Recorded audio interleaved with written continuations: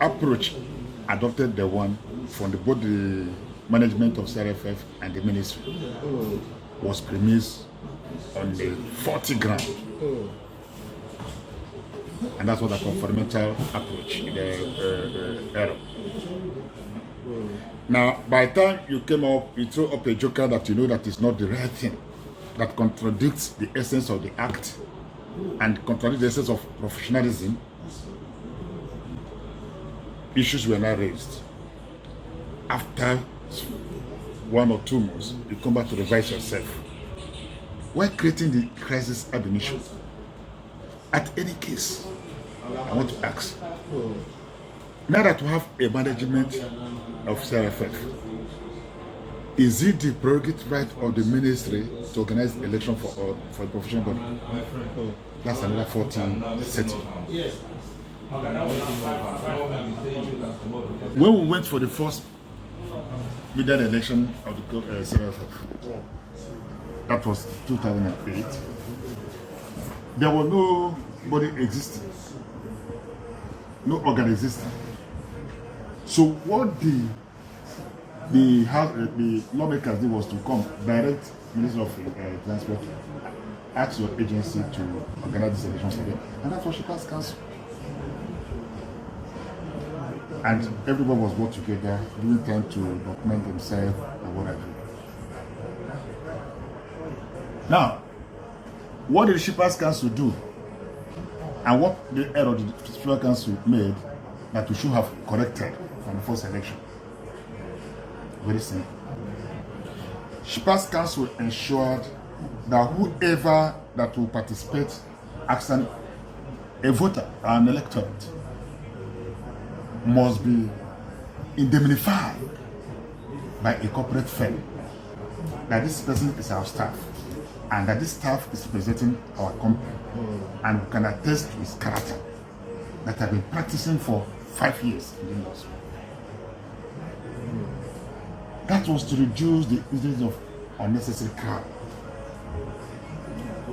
At the end of the day, everybody converged. Those who kept apply for, who picked up forms, nomination form for being a government council member, came on board. At the end, we have more than 26 people that came up to say that they want to be members of the government council. We went to Abuja. Based on those letters, at the point of accreditation, those who said they want to offer were also cleared. SSS was invited to look at it. You know what I'm saying now? Now, we wait for the election only to discover that in the course of indemnification, one person among the committee, Sanusi, has died from Shippers Council, connived with some other freight forwarders here, and they now wrote, brought people and give them a letter of indemnity. When we get to that place, they only needed to go to school, secondary school within Abuja, use the reservoirs to bring them and give them, hand them a voter to come and vote. The real freight forwarders were actually there. Every actor was there. Who is who? Now, when we saw the way it was going, a meeting was held. There was supposed to be in the major talk of how do we go about it. Do we step down? How many should step down? How many should come on board? So that they will have a seamless election. But negotiation broke down. So we all went for election. I was not campaigning. Dr. Abraham was campaigning. I was the campaign coordinator of Dr. Abraham campaign organization. Late Usman Sanisi, my predecessor, was also contested. These were 2 people who were for Nigeria. But we didn't deny, but there was also internal betrayal that they showed over there. When we had waited for the election, we recorded everything that happened. May so rest in peace, Captain B, later Captain B. He saw everything But Captain Bill, when they were collecting the result, called me and said I should talk to him. He has spent his energy fighting for this council to declare the threat of the sector. Let us accept this very election in good faith. That was the position.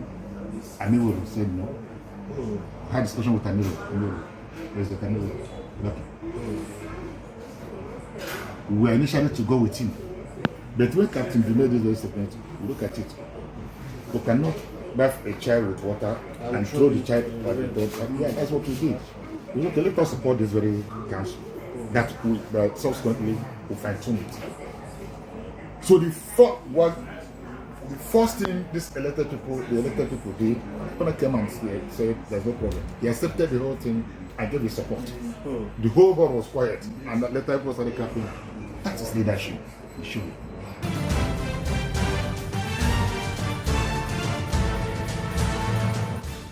Pressure by who?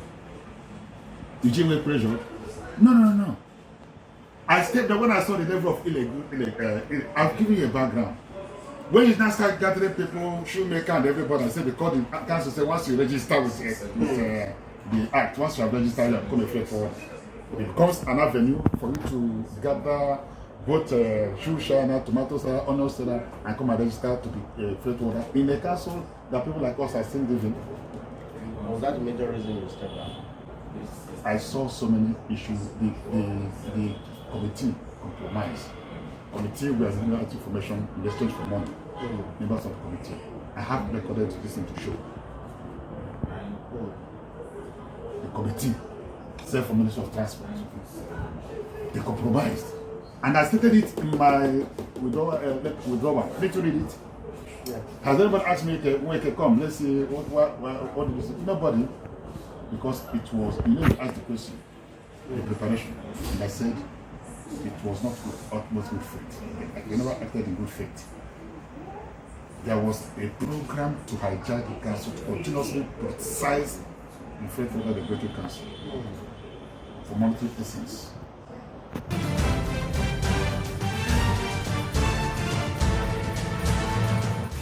I am not against the chairman and the Njoko. That is Sani Abubakar and they are my friends. But you acted in a breach to the Act, Section 2, Section 3, Section 5, which I mentioned and what I stated. If I'm 40, then someone should go back and think that I'm 40. But what I said is wrong. But I know that somebody sent me this and said, this is masterpiece. When it was published. But in the and I also know that it's the same ministry. Someone else come and say, Nweke, please, you are still the beacon.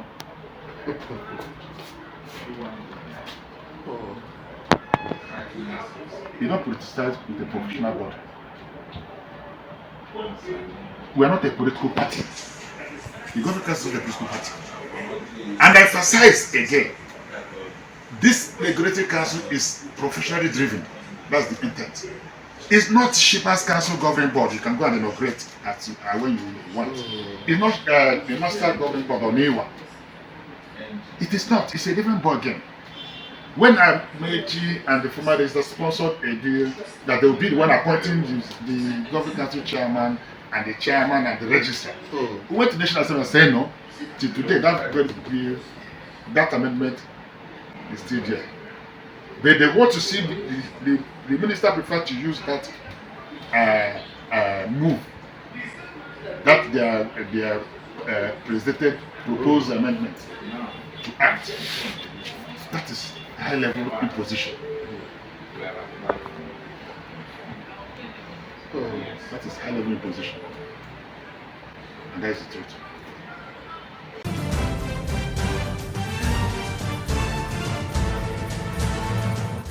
You know my advice? Go back to what I said. I advised them, I congratulated them. I sent it to your tabloid. You see my advice. I never hesitated to say what. We are getting old. Am I still listen, who are they? Most of virtually all of us, they were just in the age bracket, except one or two persons. So why should who will be afraid? I imagine the other minister, how old is he? How old am I?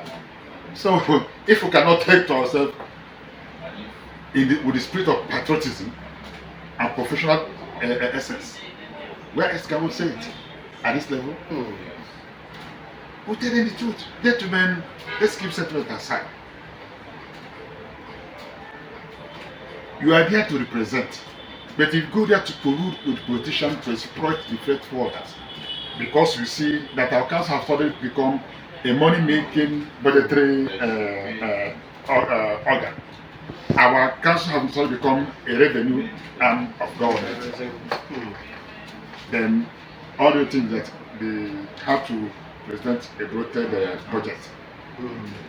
If I show you the records of contract of that very council with using this council, this people that went back in their first this in 2008, what fight, what kept them hindered them? Why could they do anything? They were busy. The fight has been on why should this be and why should this be budgetary aspect. So that's why I advise them. You have another 2 years before you get to me. You will come back to take stock, like you have taken stock.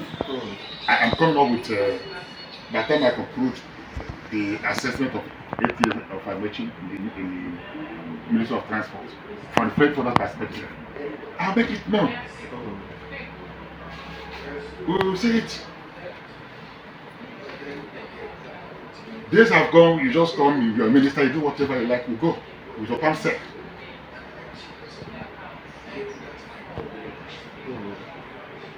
It's either you come to help to make the port system work. What is our chain? It's value adding supply chain. It's either you come to help us to add more value and achieve the sense of ease of doing business, mission of the vice president and the presidency, or you are working against us not to achieve, which is of course what you have gotten so far.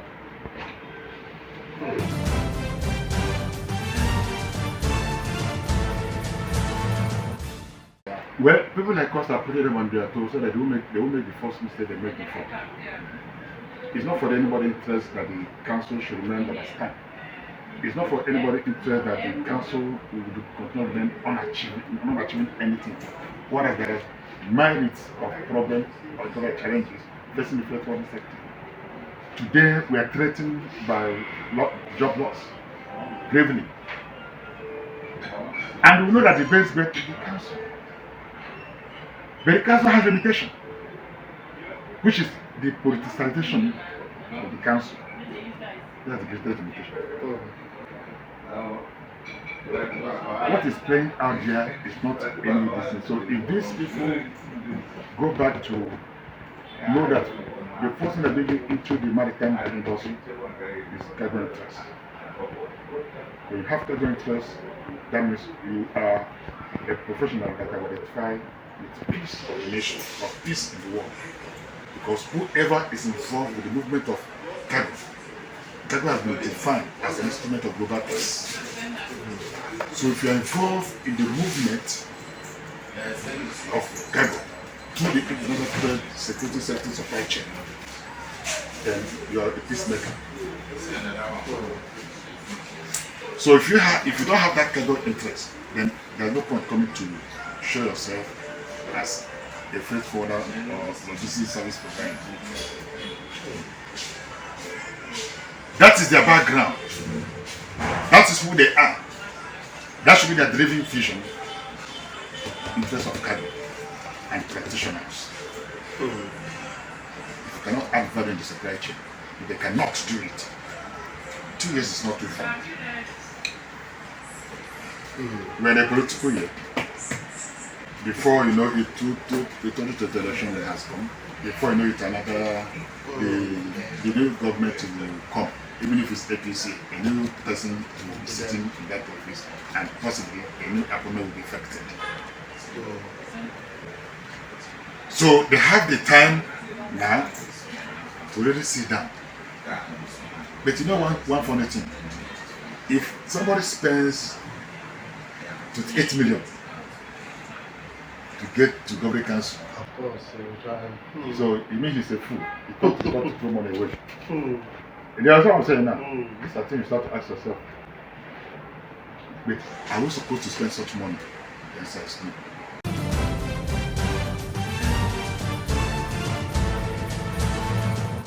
The founder, like I've always said, is somebody has been with for a very long time. When I say very long time, at least somebody has been with since 1996 to get to whenever I left presidency. You should have followed him very much. The founder have done his part as 6 years as content in the constitution of Nigeria. He gave way and the Usman Sanusi came up. The Nana came up. 6 how many years? But we extended it because what the constitution of Nigeria said, after 10 years of appointing, we should start transition program. I started transition program when I came abroad. So that was exactly 10 years of Nigeria when I came abroad. I then organized the first election, anything like that. But there was understanding that we should go down with the National Executive Council, headquarters election to come and work Congress. But today that has not happened. So one thing I have known, the father have always said to anybody who cares to listen, the man has speaks from two sides of his mouth. He's a shameless man. And I hold that tight. Right? Eugene Nweke believed that what I inherited from my predecessor and what I have underlined from the founder, Naga preserved to call cerebral presidents or leadership. We don't speak from background. You must understand the content of what faith wording is. You must understand what it does, the whole gamut of the operations of mankind does. And therefore, you must be a mobile workshop, knowledgeable person. Look at when Anebuna was president. America could not contend him because of what? Intellectual roles. Look at Usman when he was there. I don't talk about myself. I always say, let people talk what I have done right from wrong, what I got it right from wrong. But say before me that you do not need intellectual and experienced people to go to the council. That rather what you need is those that can financial muscles. I didn't sound like that to raise financial muscles. What we could agree was to raise human capital. That was our vision. It's in the act and the constitution to build human capital. And that I did. We started it, looking at the constitution. Usman sustained it. I did something. Throughout my presidency, I have not been to the port. It's on record. I don't talk for economic talk. I have few importers that import machineries. I was okay with it. So anything anybody saying about me, it's only just to people must talk bad against you. People must blackmail you. In fact, there will be some people that will just hate you, and what they want to do is you will be the center of discussion. Because of they see you as a threat, or just from heaven they just came to the world to dislike you. It's nature. It's man is prone to that. But that's not my. I don't do with them to do. What I do, like whatever I think should be the right thing to do, I do it. I can't change me for what I know that is right. That I'll do. Go back to my government and ask me that. If I ask Dr. Eugene Nweke,